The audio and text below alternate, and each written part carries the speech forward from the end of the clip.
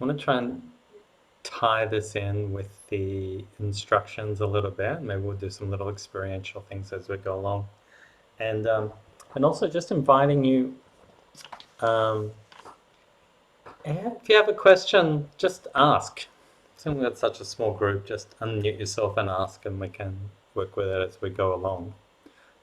So the theme of the talk is about uncertainty, and perhaps you had a sense of that. Maybe it was while meditating. Um, I'm going to say that these particular instructions sometimes I find a little bit the hardest. This bit of just staying with one place. Like a lot of the practices I've done are much more about open awareness. But then to train the mind to come back again I find quite challenging. And I think it's if that's the case for you, that's also just one of the things that I think we just leave space for. That it's like that. That's just how it is. That's the way it is now. It's a little challenging to do that. We don't fight that. So the invitation is to bring this sense of the uncertain and the opening to that uncertainty into how we meditate. And we don't know what's going to come up. We don't know what mindsets are going to be there. Although they might be familiar, probably are. But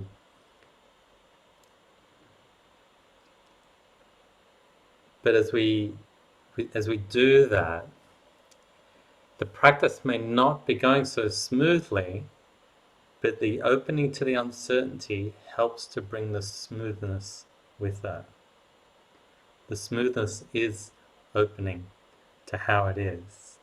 So we might also be, say, having a grand old time where it's very smooth, where it's very easy.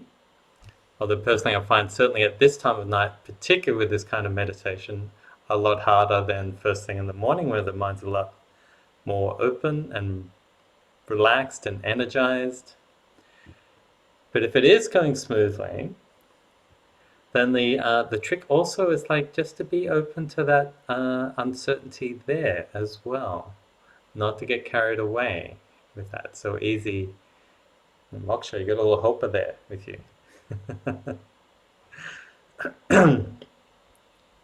But whatever's there, this is what's here now. Personally, I know that one of like when things are going well, there's a sense of, oh, I've got it. It's always going to be like this. Can easily, sneak in before we know it. But that's what we're invited to see. The mind that creates hope, the mind that creates anticipation, or the mind that creates the sense of wanting to control. Like the inner world's a little bit random, the mind's jumping around everywhere. Another part of us might want to come in and just try to control things and get a bit, doubling down on effort. To like somehow by doing that we'll be aware of the mind. Not knowing that actually what we're doing is we're creating another set of conditions there. The set of conditions that's sort of saying, oh, if things are a bit rough, I need to get controlling. Though none of us like to admit that we're a bit controlling, but we all have a few issues with it if we're honest with ourselves, right? With grandiosity and control.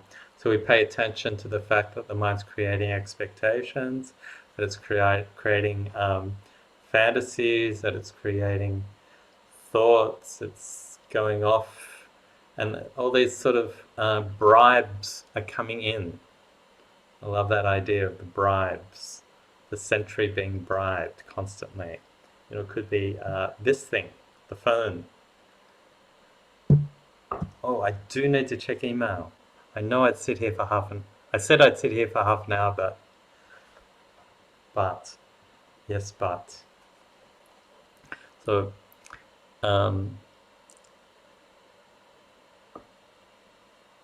The main effort really, and the effort that brings the greatest benefit is just to simply train the mind to be with what's here in this moment.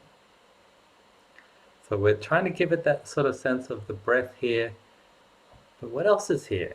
What else is coming in? What else is in that effort, in that field of awareness? You kind of have to leave space for that too, without losing track of that, you might say, the prize of sorts. In this instance, it's not much of a prize, no one's going to give you anything for it. But we're allowing space for all of that to be here, and knowing that we can go a little bit further through that to be aware of the breath, the sensation of the breath, the coolness there, the warmth as it comes out. It's challenging, this one. It's not so easy. There's certainly a lot of other practices that are a lot simpler. So if we do that, then we're fulfilling this main purpose here. This thing, let's say it's concentration. It's kind of limiting in a way that word, but I would say more constancy of presence, constancy of awareness. Yeah.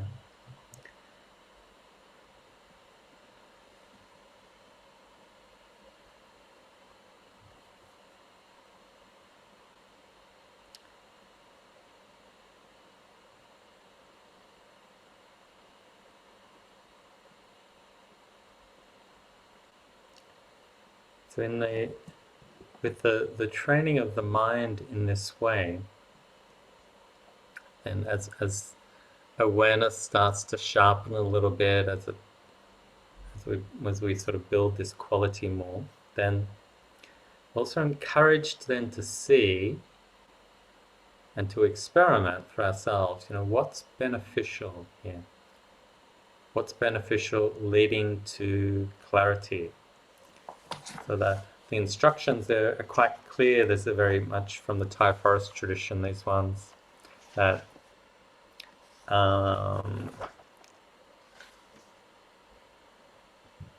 it's really important to see that.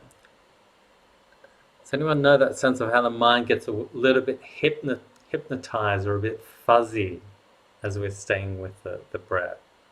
That's a little sign that's not working. Okay, or that sense of like having to try a little bit hard, or if there's boredom or doubt. This exercise is about developing clarity, presence, this lack of distraction. That's how you know that it's successful. So it's you can give yourself a little flag there. Oh, I'm not really getting clear here. What am I getting caught in? Maybe there's a little bit of cotton wool there in the mind. And at the same time, the sense of cotton wool around the nose is also a sign that you are developing a little concentration as well. You might know that feeling, that sense of that. But there's also that sense of cotton wool in the mind where we're not really actually being present, where there's a sense of we've gone back into ourselves a little, and we're not actually letting awareness be right there where it's meant to be. So this the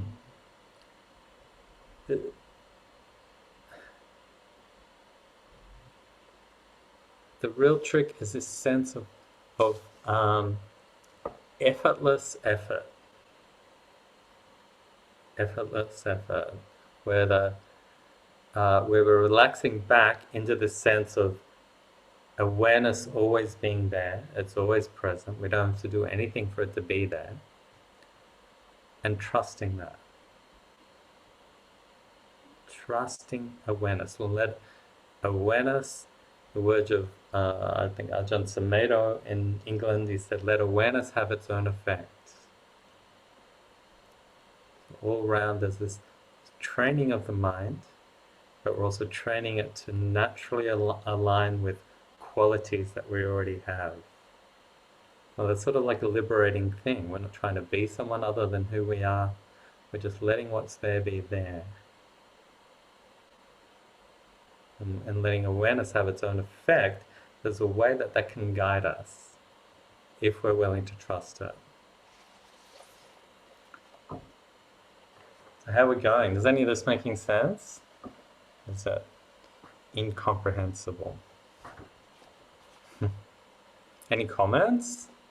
Objections? Nothing too much, yeah. Anton, I was just going to ask if you're making a distinction between the clarity, you were talking about the sensation of the air going in, and with the sort of the fogginess of the mind. I wasn't sure if you were distinguishing those two.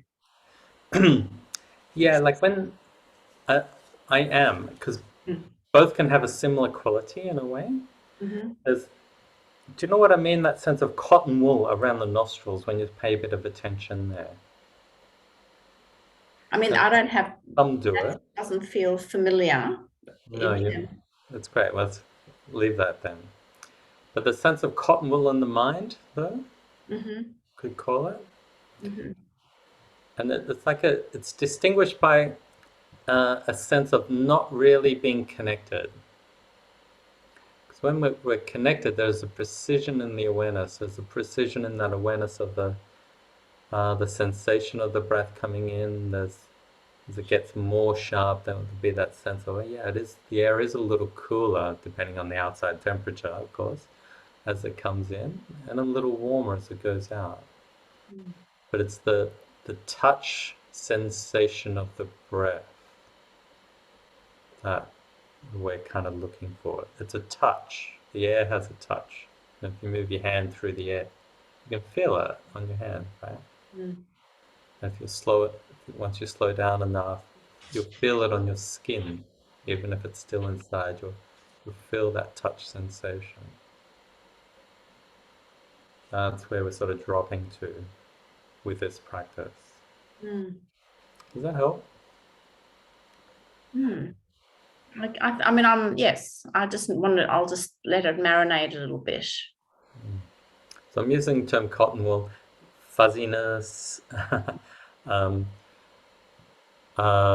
me, it's like a sense of being disconnected. I feel like I think I'm meditating, but I'm not. I'm dreaming.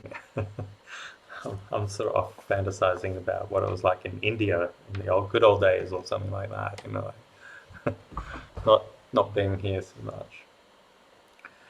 And I guess these are all stepping stones to, so that sense of seeing the clarity then is the stepping stone to then, once we get a glimpse of that, then that sort of beginning, middle, and end part is so important, because it's really what it means is the whole of the breath, all the way through, the whole of the inhale, the whole of the exhale.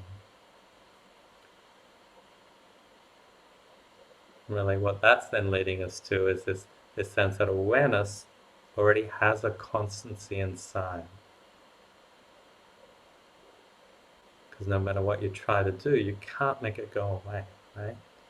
It's actually there. It's what's in us, it's what's alive in us.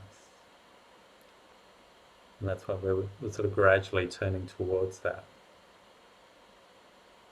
It's good to keep that in mind all the way through, I think, as well. So the uncertainty is then seeing that the mind is constantly moving. Constantly. It doesn't stop. The sensations, the thoughts, the feelings, the emotions, there's this constant flow. If we'll only just stop fighting it, we'll see that it's just happening by itself. There's nothing we need to do to really control that. It's more the observing of that. It's like, then what's next? What's next? What's here? What's now? Inside. And that's where we're sort of like hold that sense of like, we're invited to, as a how would you say, an aid to presence, see the quality of life, of constant change, and how that's sort of playing out inside of us.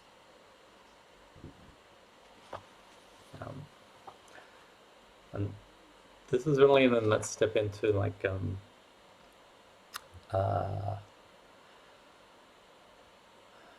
like seeing this change, this constant movement inside, is this really step towards stream entry.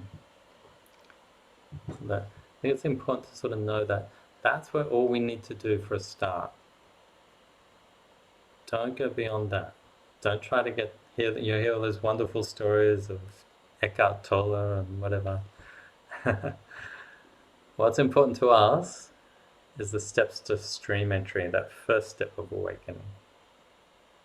And those steps never change much, I don't think, in my thing, because then it's the process that's important, not the goal. We're all about process. I was reading about that. Was it in is it The Age or BBC or something, where one of the archery teachers from America was talking about how hard it was to teach his students archery, because all they were interested in was bullseyes. They just wanted to have the bullseye. And he was so envious of the teachers of the Asian teams, because they were all interested in the process of how to have the process of pulling the bow back, and of how that all worked, and where the arrow went was secondary to the process. And that was really interesting. That was like Zen and the art of archery. Like hearing him talk about it there. So it's the same for this, that the art here is to know the process rather than that sense of getting this and then I'll be relaxed. Get this and then my relationships might be better. Or at least I'll be better and I won't be worried by them, or whatever it is for you. So the process, that things are changing, that sense of self is always evolving and moving. Anicca, anatta. And that sense of like the unsatisfactoriness of it, because it's not permanent. We want it to be permanent, but it's not. So there's an unsatisfactoriness to that. Like for most of us here, we're getting a little bit older, right? We know what that means. Right? There's these transitions that are happening all the time, and there's grayness in my eyebrows, damn. I'm not going to get them dyed, I don't think. But there's this process in life that's out of our control, because we're part of nature. That's what we want to study, nature, how it happens inside of us, this beating heart, the physical body, the process of breath. Okay. So one thing that can be really helpful from this then, that sense of process, is that to always set this clear intention. This comes from Ajahn Amaro, many others in the Thai forest tradition as well, but to always set this clear and conscious intention to learn from whatever happens. So if it's a difficult meditation, there's that curiosity, oh, what can I learn from this? What can what's this teaching me? And then we're moving into this thing where life is teaching us. Life is the teacher. Life inside of us, life, this mind, these mental habits I have of thinking, of being, of moving, of thinking. What are these teaching me? So Why is this mind agonizing over how someone said something to me, how they hurt me? Why am I doing that? What can that teach me? So we bring this this kind of quality to the meditation, to whatever's happening. So rather than perhaps being unhappy with what's happening or getting drunk on the pleasant feelings, either way, what is this teaching me? The good things. So we've always got this intention to learn from that. There's always a way that the mind will be kind of like a little bit not, it's not, the word is not detached, but just that little bit kind of, it's not aloof either, but a sense of um, neutral to what's happening. Neutral, but aware of and engaged. But always in this way of sort of like lightness. Yeah. So whether it's a horrible illness, a runny nose, COVID installation,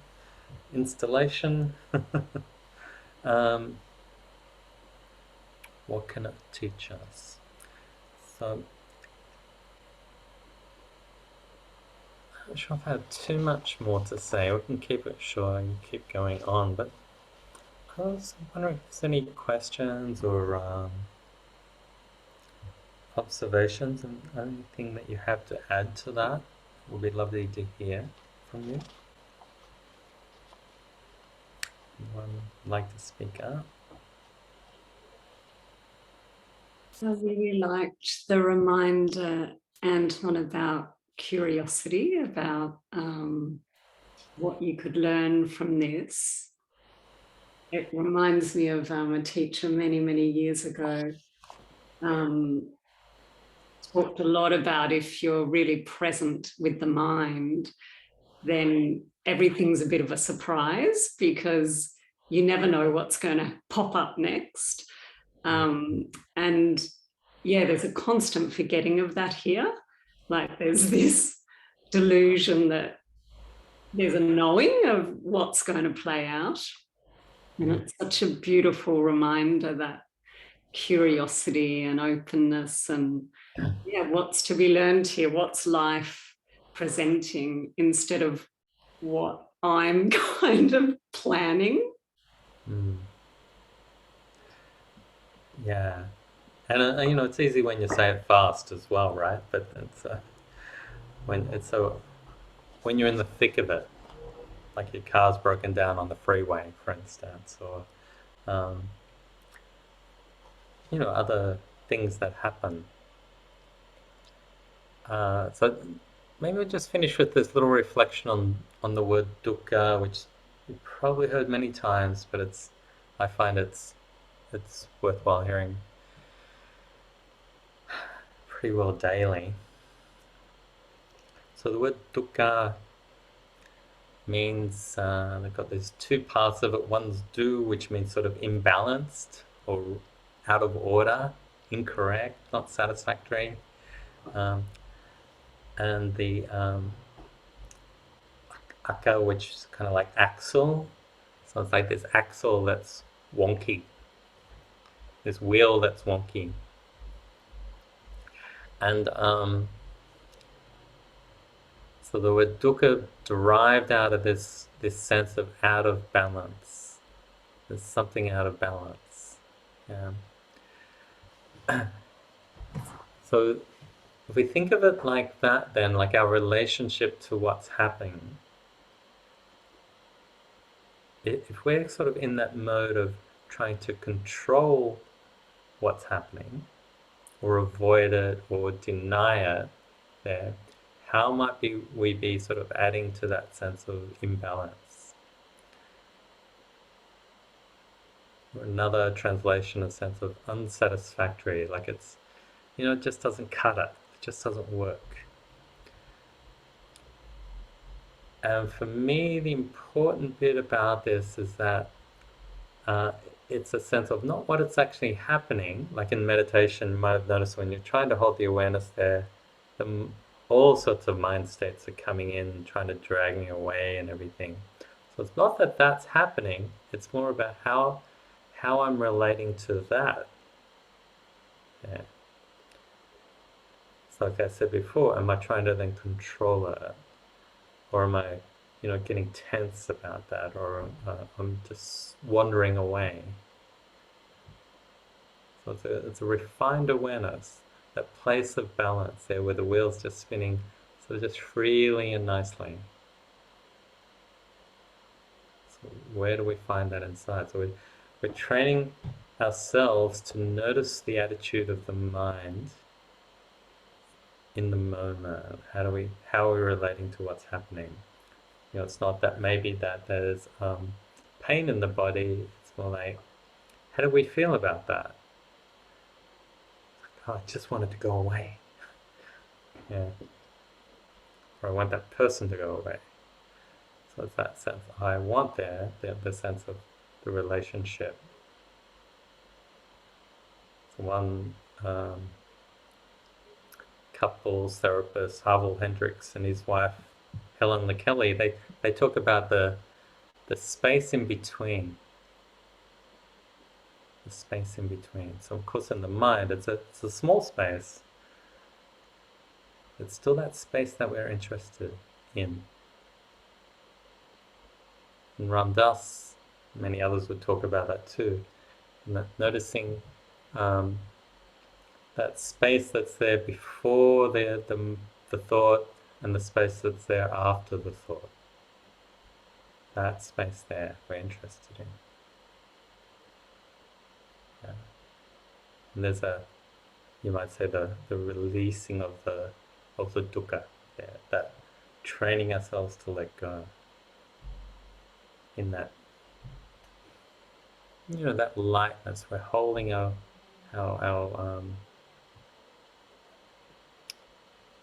relationships lightly, whether it's internal or external. So how about we finish at that, Liz, as we're going to turn off that thing. And thanks everyone. Thanks for your engagement.